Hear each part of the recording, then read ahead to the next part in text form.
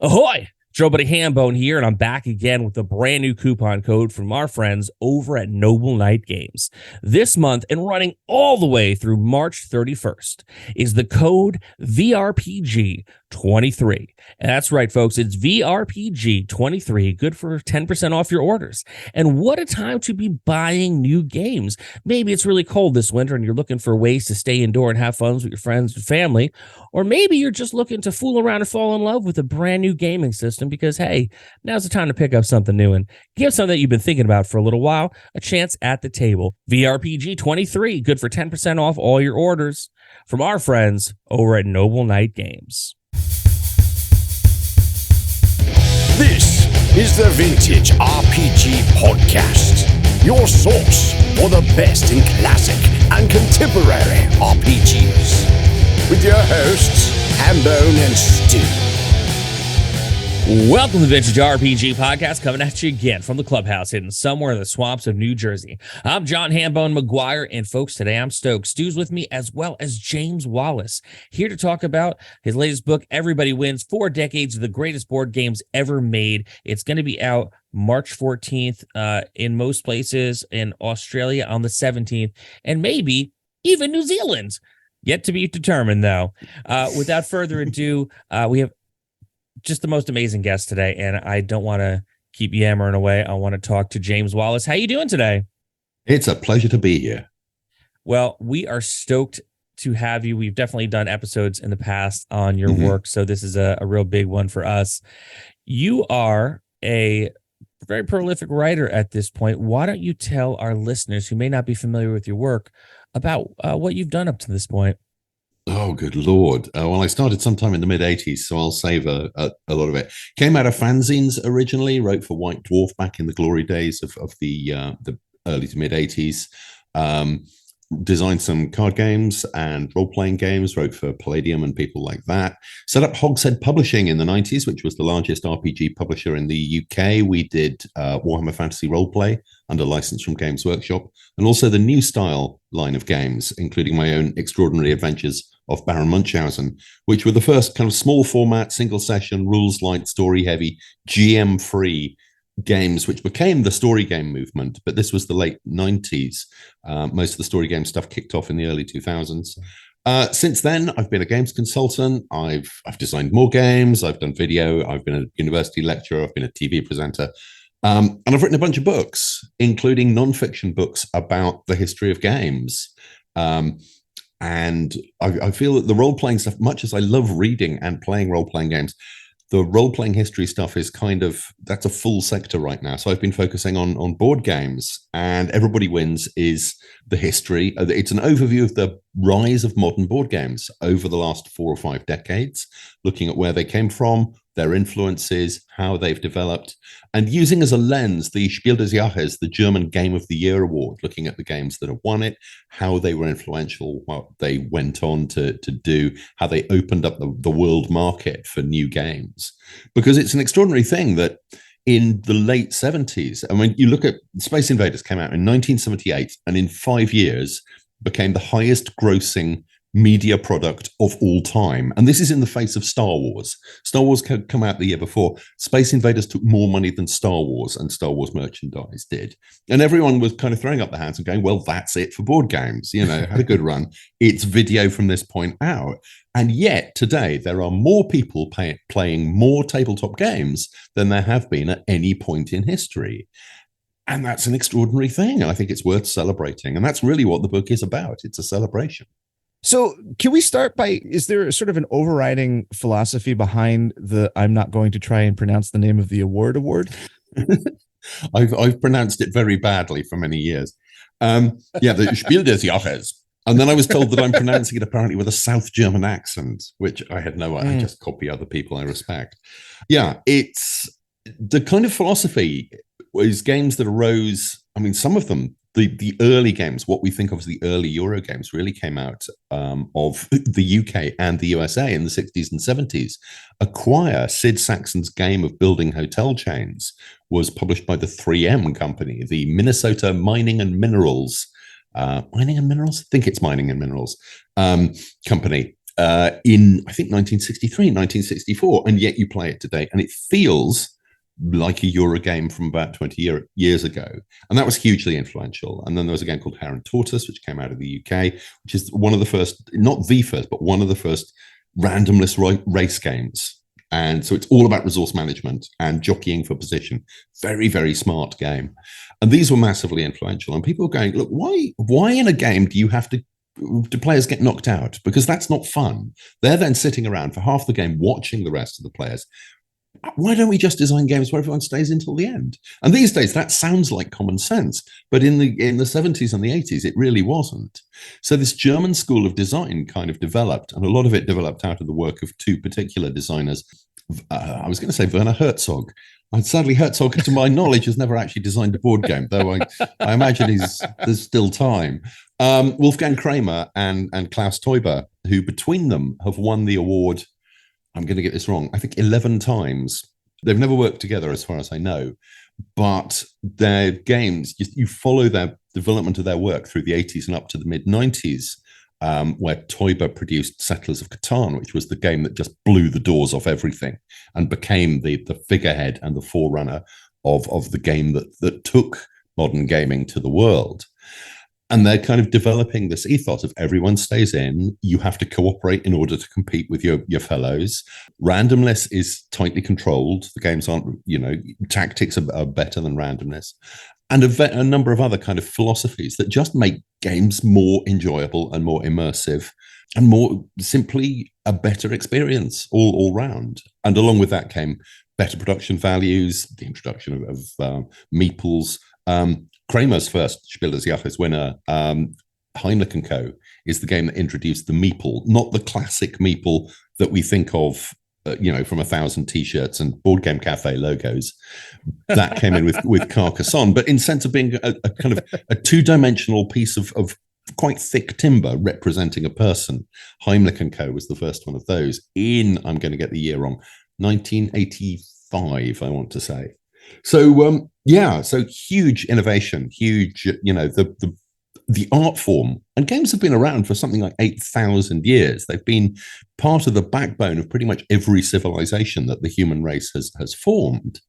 Suddenly, the gas pedal is pressed right to the floor, and there's this massive acceleration in terms of design, creation of new mechanics, new ways of doing things. And then the trouble is the Spiel, it's as the German name suggests, it's about games. It's only awarded for games published in the German language. And it's particularly for family games as well. And German games culture is different to American or British games culture. It is much more kind of family focused or groups of friends focused. They don't tend to go for the big tactical stuff. So they ignored some of the games that have really made a massive impact. I mean, D&D predates the Spiel, but Magic the Gathering, they don't acknowledge. The Pokemon card game, best-selling card game of all time. Something like 8 Pokemon cards for every person on the planet, which is an extraordinary quantity. It's something around 45, 46 billion cards now. Yeah, and they don't acknowledge those. So there's a section of the book that talks about the games that have been massively influential that didn't win, didn't even get an acknowledgement. Jenga, Warhammer, the list goes on. I was extremely surprised actually, at how many of the early games that I actually had as a kid. I had Enchanted Forest, I had Scotland Yard. I didn't ever think of those as sort of Euro style games, but as soon as I saw them in the context of this book, I was like, oh my gosh, yeah, there was sort of like an echo when I started playing, modern board games.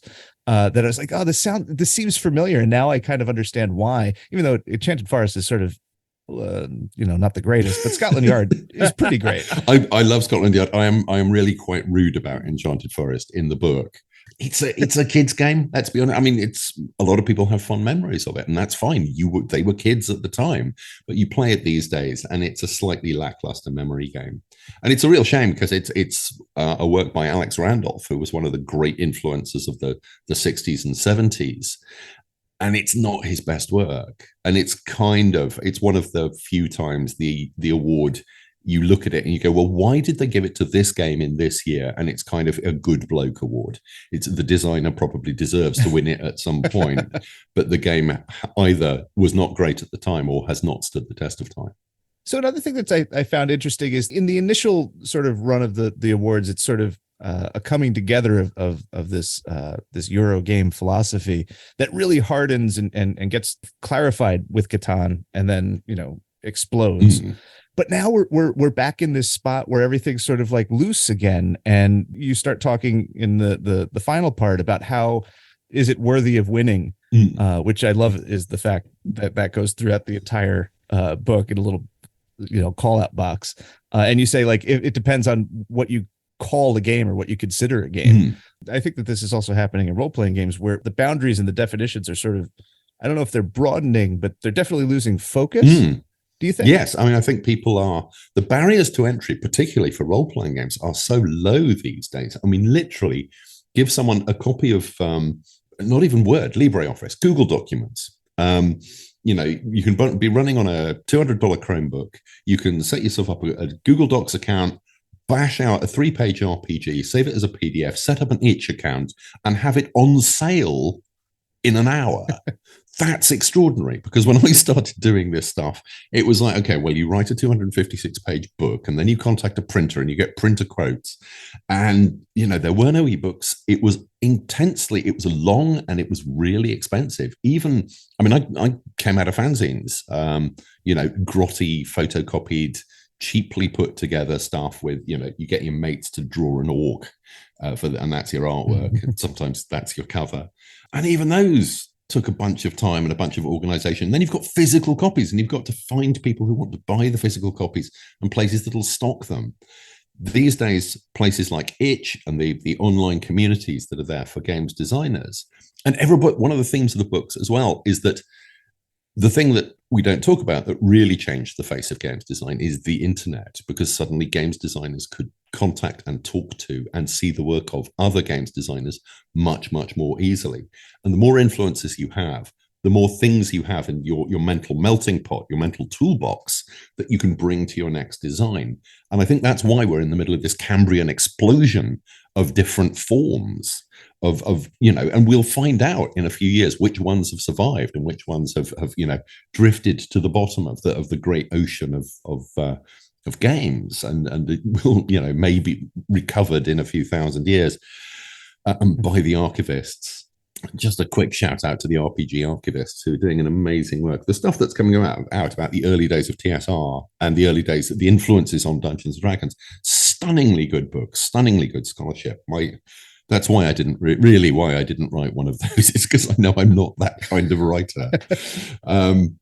But yeah, there's an awful lot going on at the moment, and games that are coming out that are challenging the definition of what a game actually is. And one of the games that was nominated but didn't actually win is a game called The Mind. I don't know if you've come across it. It's a little card game. It's just cards numbered 1 to 100. It's a cooperative game. And the idea is round 1, everyone gets 1 card. And without talking to each other, you have to play them face up in the correct numerical order. And then round 2, everyone gets 2 cards. And round 3, everyone gets 3 cards. And it doesn't sound like much. And you play it, and it's the closest thing I've ever had to a psychic experience. Particularly when you'll get moments where there'll be about a 30-second pause and everyone's looking at each other, and someone will tentatively put down 61, and then they'll get 62, 63, 64. It's like, how did we do that? How did we get those cards down in the right order? I don't know.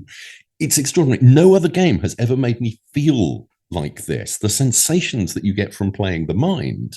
And it's not an in-depth game, and it's not for everyone, but it is really doing something different. And I'm really hoping that there's a bunch of designers who will pick up that idea and run with it, and will do other interesting things with it. And will move games in the same way that stuff like Heimlich & Co. and then Catan moved games on in terms of the sensations that they create in the players' minds. It's developing that, it's pushing it, because video games are still out there as the great enemy. I'm not going to say the great enemy. There's huge crossover between the two, and I love video games as well, and I've taught people how to design them. I've worked on video games. They have helped to pay some of my bills. But there's still that pressure from video games that if video games can give a superior experience to board games, then people are going to stop playing board games. So both fields have to continue to innovate if they can. They have to continue to evolve. We can't just stand on each other's laurels. And something like Cascadia, which won the Spiel last year, won the 2022 Spiel.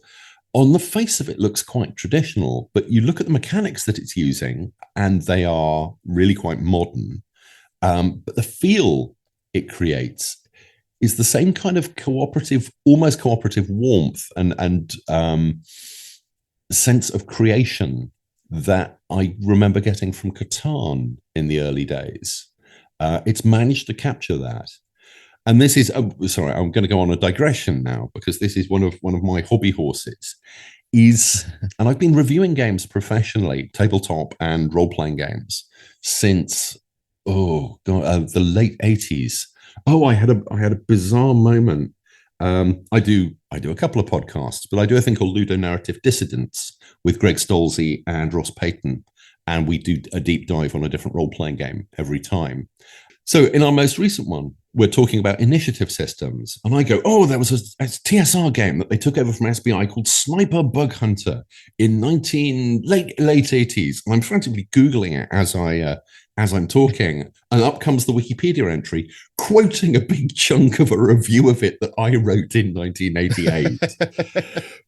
So I've been a games reviewer for a long time. And one of the things I keep coming back to is we, as a community, as an industry, as a whatever you want to call it, we don't have a set of words for describing how games make us feel. We don't have an experiential vocabulary of play.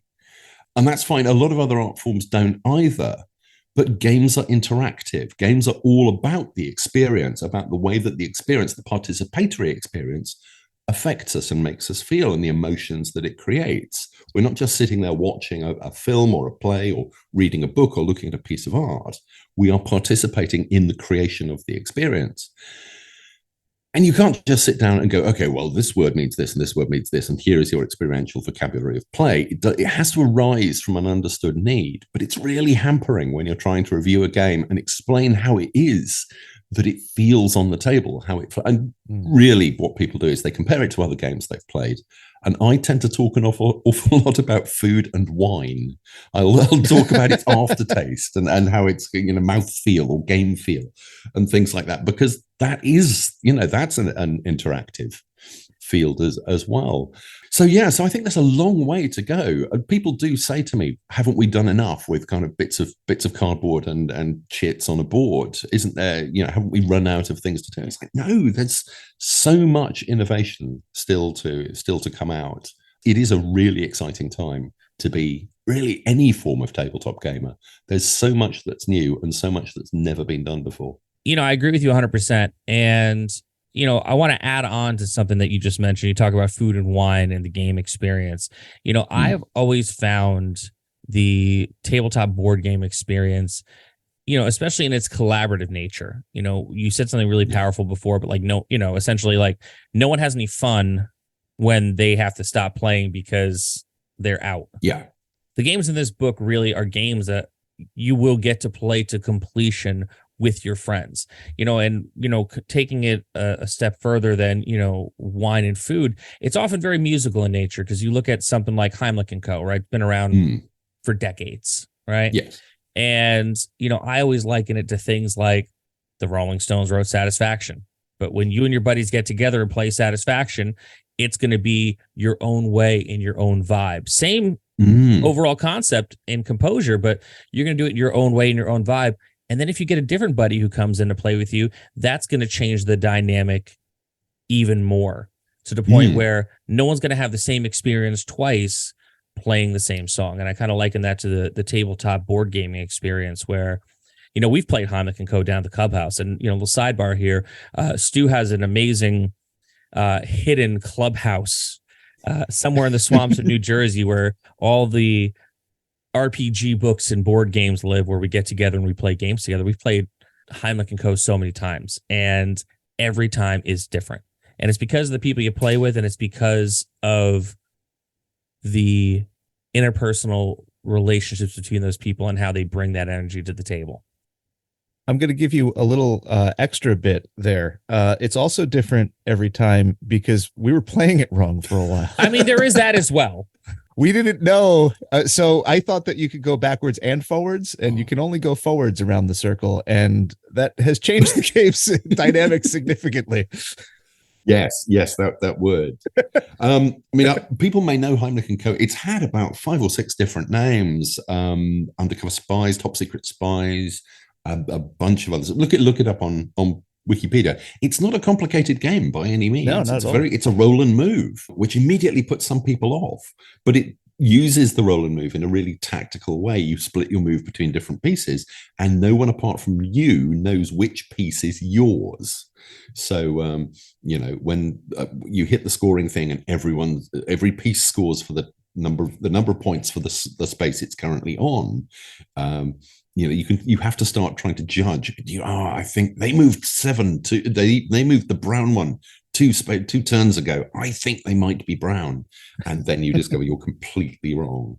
It's great. It's joyous. It's very silly, but it really encourages people to talk. There's a lot of banter in a game of Heimlich & Co., which for me is what brings a game alive. I'm once in a while the kind of game where you all sit there in dead silence, and someone goes, "What about pizza?" and everyone goes, "Shh, you'll break my concentration." It's they've got their place, but I would much rather chat and communicate, and that for me is the essence of the good time. But then in terms of the Bartle player types, I'm very much a socializer and an explorer, whereas other people are much more achievers. They want the points, they want the win. Or killers as well, which I mean that's another thing German board games do. It's interesting to look through this list of, at the moment, 44 different Spiel des Jahres winners and see what isn't there. There are no games of conflict, no games of war at all. The Germans just don't do that. I mean, they exist, but not to the extent you were saying. You grew up on the great Ravensburger games of the 80s.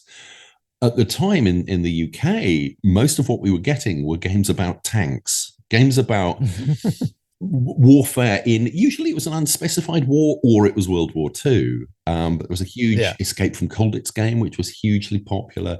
Many, many games about toy soldiers and tanks and stuff like that. And the Germans, perhaps for obvious reasons, don't go there. That is not the games that you will find in German toy shops. Do you think that we get too hung up on the taxonomy of games, like classifications and trying to kind of find a sort of design theories, sort of getting back to your idea about the language of the feel of the game? Do you think that these classifications kind of muddy the waters as much as they clarify? I'm not sure how much use they are for players and sometimes for designers as well, to actually divide games into different fields as if there were hard boundaries between them.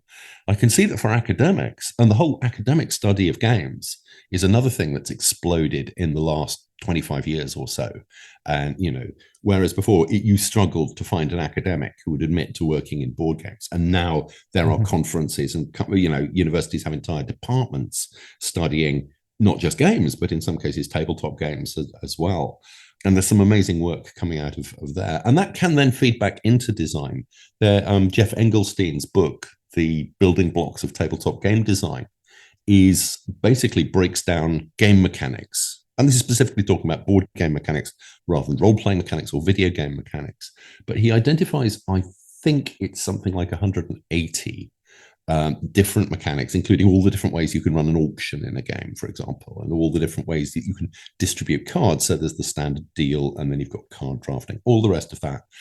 Reading through that as a designer, it's not a recipe book. It's not, this is how you put a game together. But in terms of a list of ingredients, of possibilities, it's really mind-opening. And in particular, if you've got a game in playtest and you go, well, this auction system isn't working, what are my other options? Flip to page, whichever it is, and there's all your possibilities laid out for you. So the two fields are feeding into each other.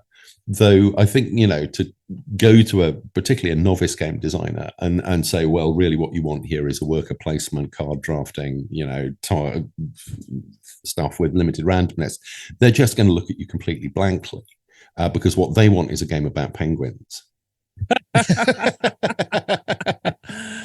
I mean, I did a signing for the book actually just shortly after Christmas, and there was a group of people looking for a birthday present for a friend, and I said, well, what do they like? And they said, oh, she really likes Cluedo, and she likes Dixit as well. And I said, well, have you come across Mysterium, which is literally Cluedo meets Dixit?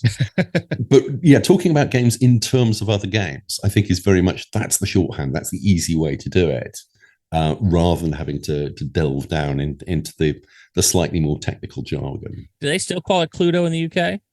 It's Cluedo over here because it's a pun. In the UK, it's a pun on Ludo, which is what we call Parcheesi. Right. Oh, interesting. So, I didn't know that. So you have Clue, we have Cluedo. So I came across this thing recently called the lead crime theory. Have you heard about this? No. So it's the idea that violent crime statistics have gone down precipitously since the 70s. There's a correlation between that with the disappearance of leaded gasoline and therefore a lower instance of lead in the atmosphere affecting people. So there's this theory that there's a causal relationship between the two, that there's less crime because there's less lead. Specifically, I've heard this applied to serial killers, why there used to be a lot more of them and there aren't so many anymore. And I'm just sort of like looking at the table of contents, and these awards start in 79, which is only a few years after role-playing games. And right around the same time, as you mentioned, video games were happening. Is there something that was in the water in like the late 60s, early 70s that just sort of sparked this gigantic revolution in play? It has been. I mean, that's a good question. Wiser people than I have been trying to pin down what it is. And yeah, I mean, the simultaneous explosion of stuff in the late 70s, it's a whole bunch of things that have fed off each other.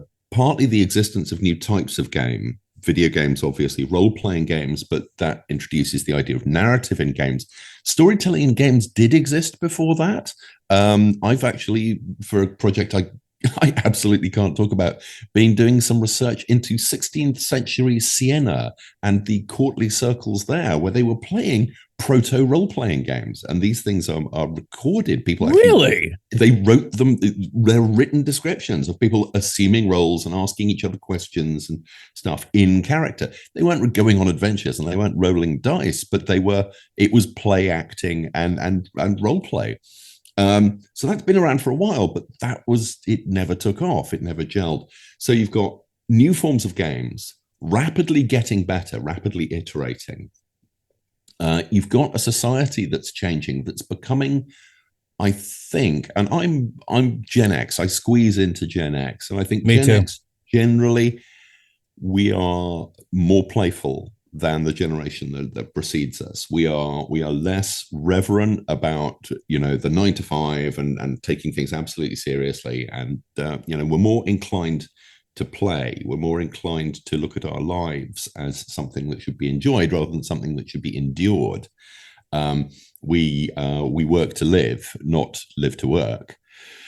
And I think part of that came from the games and partly it came from the changing society, but the two form a loop. And then the games start getting better, and then you introduce the internet, and suddenly gamers from all over the world and games designers from all over the world are talking to each other and communicating. And something that I've been looking into recently, I looked up where the term game mechanic came from on Google Ngrams, their algorithm that tracks word usage over time. And there were a couple of video games magazines using it in the late 80s. And then there's almost nothing in the 90s. And about 2005, boom, it just takes off. And suddenly, I don't remember talking about games mechanics or even understanding the concept of a games mechanic before 2005 because we didn't have the word to say what they were. I was designing games. Right. But the idea of a game mechanic didn't exist before that. The moment you give something a name, you can start categorizing it and breaking it down. And Jeff Engelstein, and I've forgotten the name of his co-author on Building Blocks of Tabletop Game Design, which is the book that basically goes, okay, there are 183 board game mechanics, or at least in the first edition. I think he found some more for the second edition. It's an extraordinary work. It's an encyclopedia, basically, of all the different gears and ratchets and systems that you can use to build games. The moment you've got resources like that, and you've got forums, and you've got places where people can talk to each other and test games much more easily, instead of just being a shed at the bottom of the garden where you've got the bits from other games that you've salvaged. These days I can go on the internet, place an order with spielmaterial.de, and 4 days later, a kilo of meeples arrive on my doorstep. Prototyping games, making games is so much easier these days. It's so much faster as a process. That accelerates not just new ideas, but better ideas, the polish that we're bringing to games. So the games are getting better, and that's really important. But people are more attuned to the importance of play in our lives. And the two things feed off each other and have been feeding off each other for the last 30 or 40 years. That's my potted thesis on it. But I mean, that's very much a kind of scratching the surface of the question. It's I could be here all evening. I'd love to be honest, but I think we both have jobs. Yeah, and we're definitely going to have you back, so it's all good. Oh, I'd love to. Well, I mean, that's an amazing answer, and I definitely noticed that with boomer parents, a lot of the boomer generation. That was the last stalwart generation. I was like, well, yeah, we have to do this, and this. We have to get married, have to have kids, have to buy a house, have to go to college, have to do this. They had a path, and it was a clear path, and that was the only path to be taken. Gen X, you're 100% right. We kind of went our own way with it. Not everyone did, but I think enough of us did to start, breaking out and pioneering and going, no, I am going to devote I went to a really posh school. I mean, I played D&D one session with a man who went on to be prime minister. That kind of posh school. And I think my parents very much assumed that I was going to be a doctor or a lawyer or a politician or a banker or something like that. When I mean, some years later, actually, I worked as a journalist. But, I was doing fanzines about games while I was still at school, went off writing to games magazines. The game stuff was something I never put down, and they were very much assuming that it was something I was going to grow out of. And I never have, and I sincerely hope I never will. And I think that's okay for our generation, whereas in the previous generation, it really wasn't.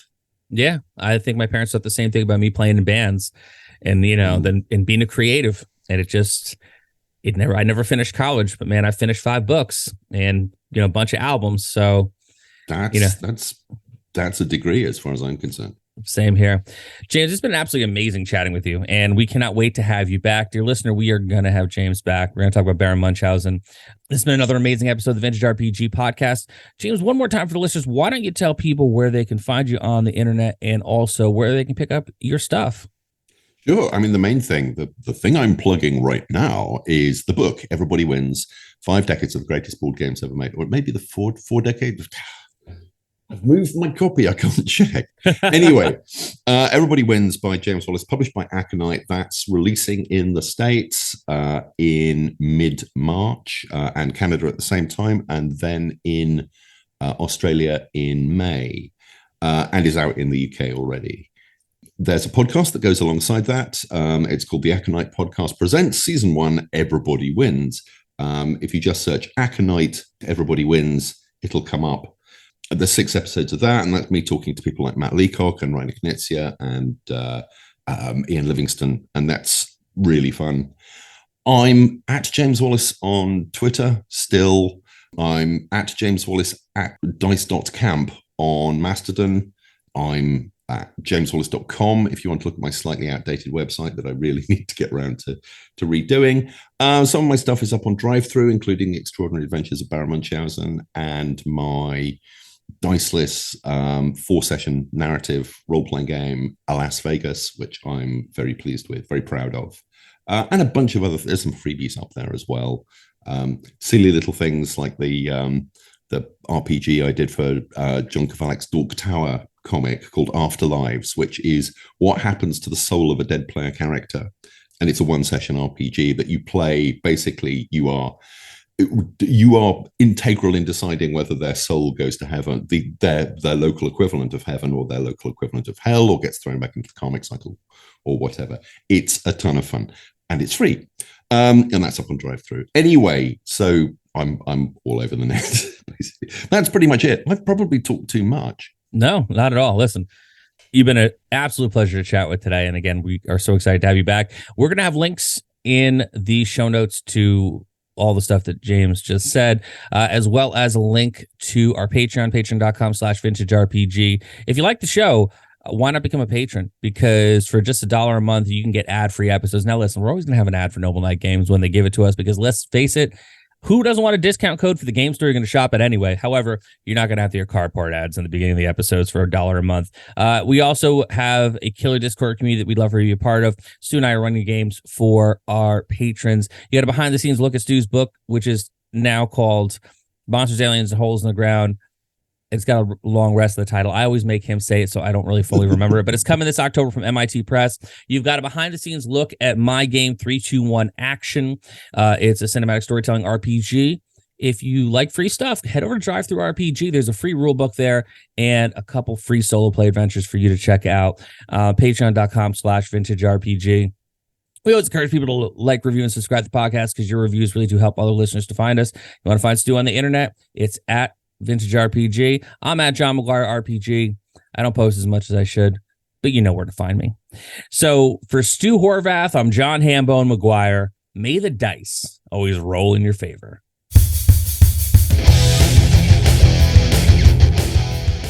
Thanks for listening. Don't forget to like, review, and subscribe to the podcast. Every review helps other listeners to find us. The Vintage RPG Podcast is a ham-fisted production. Music by Dega West. Art by Schaefer Brown. If you like the podcast, you should also consider becoming a patron at patreon.com.